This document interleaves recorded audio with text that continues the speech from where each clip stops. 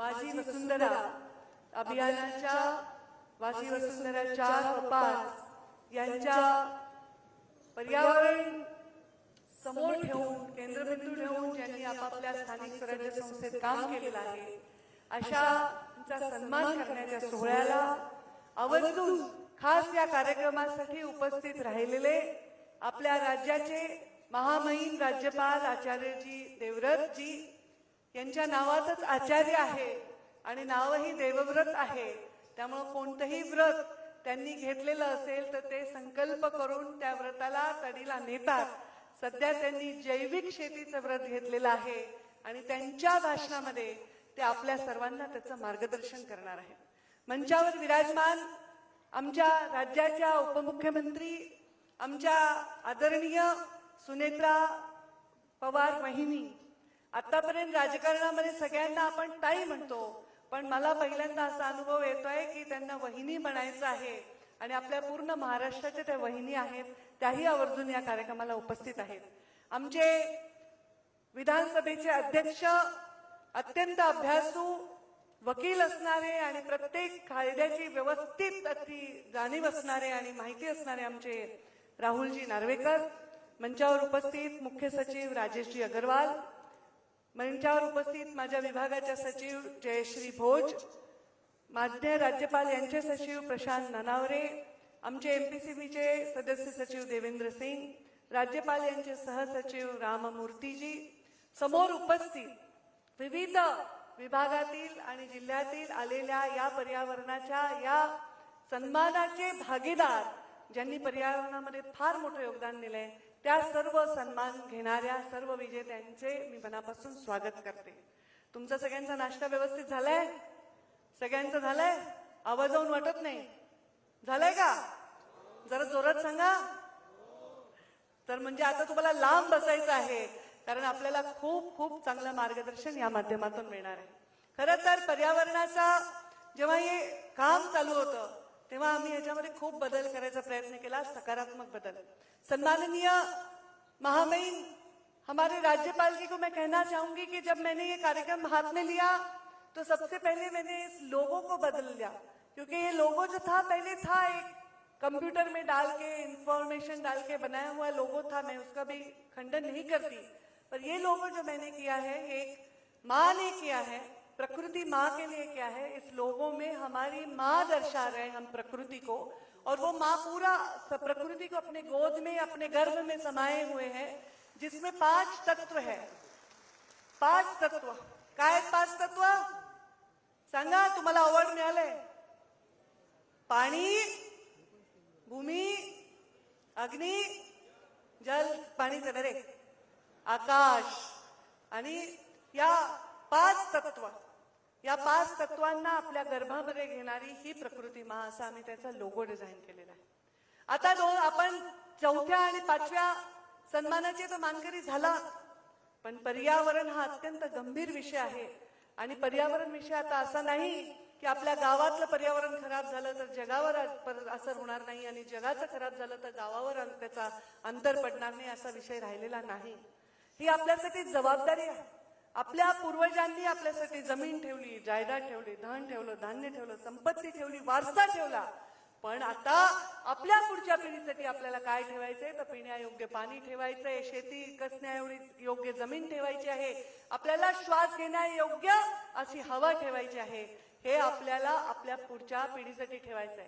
मागची पिढी आपल्यासाठी देत होती, पण आपण पुढच्या पिढीचं घेत आलो आणि म्हणून ही परिस्थिती झाली आहे। अत्यंत गंभीर परिस्थिती आहे। आम्ही तुम्हाला जेव्हा फंड देतो त्याच्यातून जीएसटी वजा करतो, आम्ही जेव्हा तुम्हाला निधी देतो तर बाबा आमदार येणार आहेत, नारळ फोडणार आहेत, खासदार येणार आहेत, मंत्री येणार आहेत, त्यांचा स्वागत समारंभ झाला पाहिजे, मोठं उद्घाटन झालं पाहिजे अशी साध्या अपेक्षा करतो, पण निसर्ग आहे, माता प्रकृती ही आपल्याकडून कशाची अपेक्षा करत नाही। आपल्याला ती ऑक्सिजन देते, आपल्याला ती पाणी देते, आपल्याला एवढ्या मोठ्या पर्वत रांगा आहेत ज्याच्यामुळे आपल्याला पाऊस मिळतो। या सगळ्या गोष्टी आपण माणसाच्या स्वार्थासाठी गृहीत धरतोय। जसं पण विकास वाढत जातो तसं जी प्रकृती ती भकास होत चाललेली आहे। जसं विकास आपल्याला हवाचा वाटतो, आपल्याला पुलं हवेत, आपल्याला ब्रिज हवेत, कोस्टल हायवे हवेत, आपल्याला मेट्रो हवी, आपल्याला रेल्वे हवी आहे, आपल्याला नॅशनल हायवे हवेत, आपल्याला ग्रामीण भागामध्ये प्रत्येक गावापर्यंत घरापर्यंत कच्चे रस्ते नको पक्के रस्ते हवेत, पण हे होते कुठून? या भूगर्भातून आपण घेत आहोत. या भूगर्भातून आपण पेट्रोल घेत आहोत, डिझेल घेत आहोत, सोनं घेत आहोत, चांदी घेत आहोत, वेगवेगळे मिनरल्स घेत आहोत, पण परत मात्र आपण त्याच्यामध्ये देत नाही आहोत. अत्यंत गैरजबाबदार पद्धतीने आपण काम करत आहोत. पूर्वी आपल्याकडे जॉईंट फॅमिली असायची. एक चौकामध्ये घरामध्ये एक छोटा चौक असायचा, न्हाणीघर घरात असायचं, शौचालय बाहेर असायचं. आता तसं नाही राहिलंय. मी माझ्या साध्या सरपंचाच्या घरी जरी गेले, मैं महामहिम राज्यपाल जी को कहना चाहूंगी हिंदी में उनके लिए कि मैं अपने सरपंच के घर पे पहले मैं जाती थी. जब 20 साल पहले तो गांव में घर होता था, घर में एक नहाने का कमरा होता था और शौचालय बाहर होता था, और घर ऐसा होता था कि बस हवा आए रोशनी आए, ऐसा सुंदर सा घर होता था. अब मैं गांव में जाऊं, मेरे सरपंच के यहाँ पे भी सरपंच बहुत सारे उपस्थित है, यहाँ उनके घर में भी अभी 3 बेडरूम 4 बेडरूम के बंगले बन गए हैं. हर बेडरूम में अलग बाथरूम है, हर बाथरूम में पाश्चात्य शौचालय बिठा हुआ है, उसमें फ्लश है, शावर है, टब है. आज ग्रामीण विभाग में हमारे पूरे दुनिया की सारी फॅशन हमें दिखती है, पण ह्याच्यासाठी मिळणारं आवश्यक असणारं पाणी मात्र नाही. यासाठी लागणाऱ्या पर्यावरणाची काळजी घेतली नाही. बड़ा बंगला है पर एक भी वृक्ष नहीं दिखता. पहले बहुत सारे वृक्षों में बंगला नहीं दिखता था. ये परिस्थिती थी. ही आजची परिस्थिती आहे. आणि ही परिस्थिती आपल्याला बदलण्यासाठीच हे पर्यावरणाचे आपले हे अवॉर्ड आहेत. या अवॉर्ड मध्ये आपण काय काय मिळवू शकलो हे सांगायला मला आज अभिमान वाटतो की हे अवॉर्ड आपण हे सन्मान सोहळे घेतल्यामुळे आपल्याला खूप सारा फायदा झालाय. 4.5 कोटी 4.5 करोड़ 4.5 करोड़ इसमें ट्री प्लांटेशन हुआ है आज तक 5 साल में.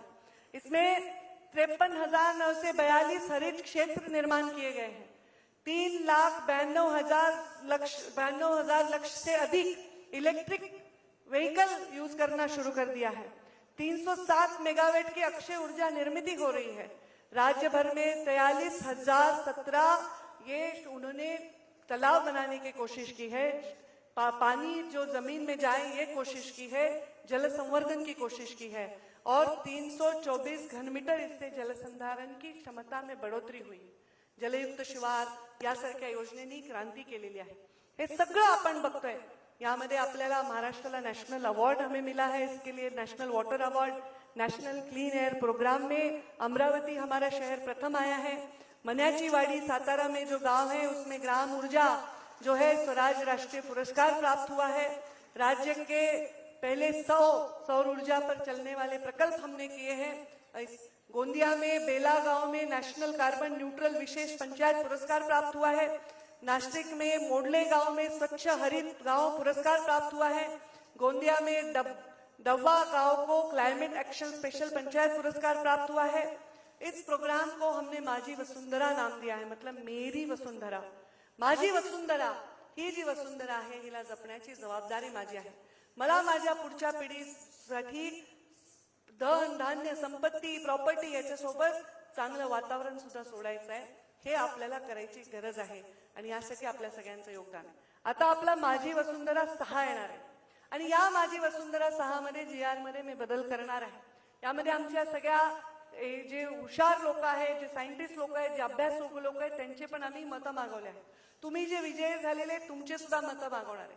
यामध्ये एखादं गाव जर संपूर्णपणे स्वतःच्या गावाचे जी स्ट्रीट लाईट आहे, पाण्याची योजना आहे, जर पूर्णपणे सोलारवर नेली असेल तर त्या गावाला आम्ही याच्यामध्ये पुरस्कार देणार आहोत. कचऱ्याचं पूर्ण व्यवस्थापन करून वेस्ट टू एनर्जी केली असेल तर त्या गावाला आम्ही पुरस्कार देणार आहोत. आणि आमचे महामहिम राज्यपाल जे आपल्याला आता सांगणार आहेत, अगदी मन लावून शांतपणे तुम्ही ऐकून घ्या. त्यांचे शब्द म्हणजे अमृत आहेत आणि ते येणारं भविष्य आहे. ते बघण्याचा, त्यांचा अनुभव घेण्याची गरज आहे. ते सांगणार आहेत जैविक शेतीविषयी. तर आम्ही या GR मध्ये जैविक शेती ज्या गावाला करणार आहे त्याला सुद्धा मार्क ठेवणार आहे. महामहिम राज्यपाल जी, आप जैविक खेती के बारे में जो कहेंगे, जो हम सुनेंगे, अगले पुरस्कार में हम हमारे GR में जैविक खेती को भी हम लेके आएंगे और उसके लिए हम स्पेशल मार्क रखेंगे. जो गांव मिलकर जैविक खेती करता है, जैविक खेती करता है, उस गांव को हम ज्यादा से ज्यादा मार्क इसमें देंगे. ये हम आने वाले GR में लाएंगे और ये लाकर हम हमारे आने वाले नस्लों के लिए, हमारी पीढ़ियों के लिए एक अच्छी वसुंधरा, हमारी माँ प्रकृति को रखेंगे. मैं मी तुम्हा सर्वांना आवाहन करते की आपण आता मस्त भरपेट नाश्ता केलेला आहे, मनसोक्त आपण सगळे एकमेकांशी गप्पा मारलेल्या आहेत. तुम्ही सर्व लोकप्रतिनिधी आहात, सरपंच आहेत की नाही, ते नगराध्यक्ष आहेत की नाही, मग इथे वेगवेगळे लोकप्रतिनिधी, सरपंच, नगराध्यक्ष, वेगवेगळे अधिकारी आलेले आहेत.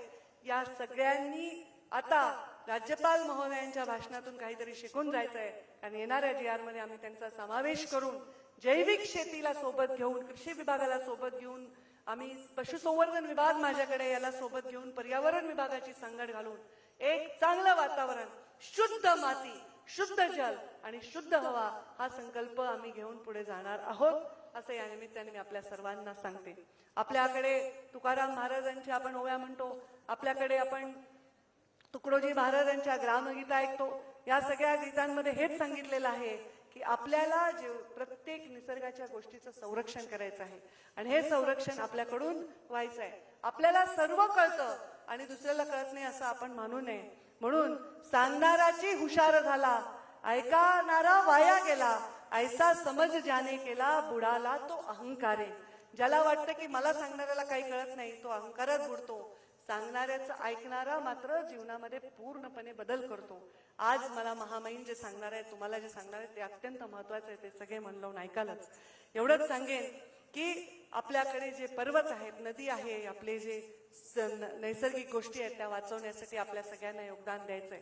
रात्र वैऱ्याची आहे. जसं स्वतंत्रता लढ्यामध्ये आपण सगळे जीवाची पर्वा न करता लढलो, तसं आता कशाची पर्वा न करता आपल्याला पर्यावरण वाचवायचं आहे. म्हणजे येणारी पिढी स्वतंत्रता जशी आपण उपभोगली तशी येणारी पिढी चांगलं पर्यावरण उपभोगेल. हे सगळं करण्यासाठी तुम्हा सर्वांच्या सहकार्याची गरज आहे. तुम्ही करणार ना सहकार्य? तुम्ही भाग घेणार ना? कुठे तुमचे हात? करावर, दोन्ही हात वर करा आणि संपूर्ण सहकार्य पर्यावरणात करण्याची शपथ, जसं आपण हरित शपथ घेतो तशी शपथ घेऊनच आपण इथून जा. एवढंच आपल्या सगळ्यांना सांगते आणि मी माझ्या वाणीला विराम देते. परत एकदा महामहिम राज्यपाल, आमचे सुनेत्रा वहिनी आणि आमचे अध्यक्ष राहुलजी यांचे परत एकदा मी आभार मानते की ते या कार्यक्रमाला आले. आणि सर्वांचे धन्यवाद देऊन मी माझ्या वाणीला विराम देते. धन्यवाद. जय हिंद, जय महाराष्ट्र.